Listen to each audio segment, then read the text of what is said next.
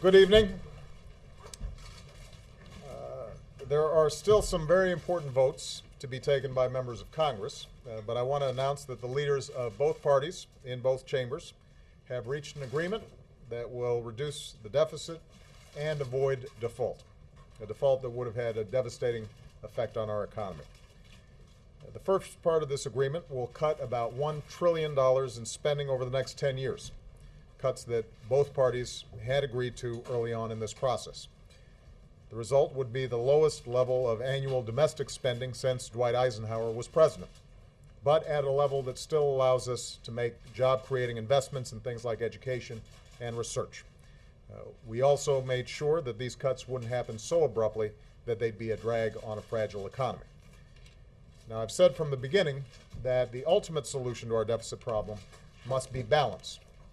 Despite what some Republicans have argued, I believe that we have to ask the wealthiest Americans and biggest corporations to pay their fair share by giving up tax breaks and special deductions. Despite what some in my own party have argued, I believe that we need to make some modest adjustments to programs like Medicare to ensure that they're still around for future generations. That's why the second part of this agreement is so important. It establishes a bipartisan committee of Congress to report back by November with a proposal to further reduce the deficit, which will then be put before the entire Congress for an up or down vote. In this stage, everything will be on the table to hold us all accountable for making these reforms. Tough cuts that both parties would find objectionable would automatically go into effect if we don't act.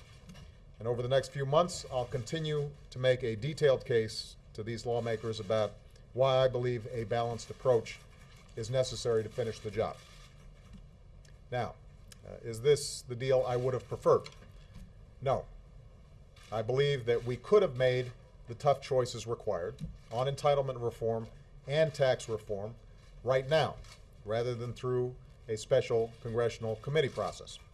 But this compromise does make a serious down payment on the deficit reduction we need and gives each party a strong incentive to get a balanced plan done before the end of the year.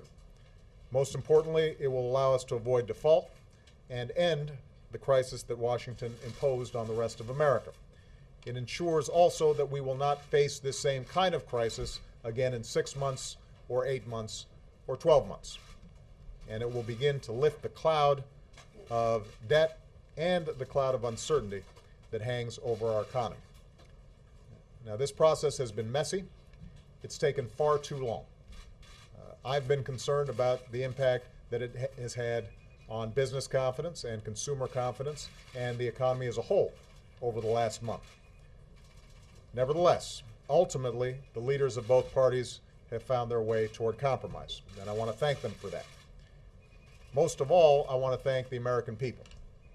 It's been your voices, your letters, your emails, your tweets, your phone calls that have compelled Washington to act in the final days. And the American people's voice is a very, very powerful thing. We're not done yet. I want to urge members of both parties to do the right thing and support this deal with your votes over the next few days. It will allow us to avoid default. It will allow us to pay our bills. It will allow us to start reducing our deficit in a responsible way. And it will allow us to turn to the very important business of doing everything we can to create jobs, boost wages, and grow this economy faster than it's currently growing.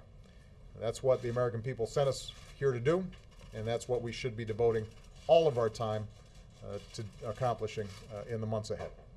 Thank you very much, everybody.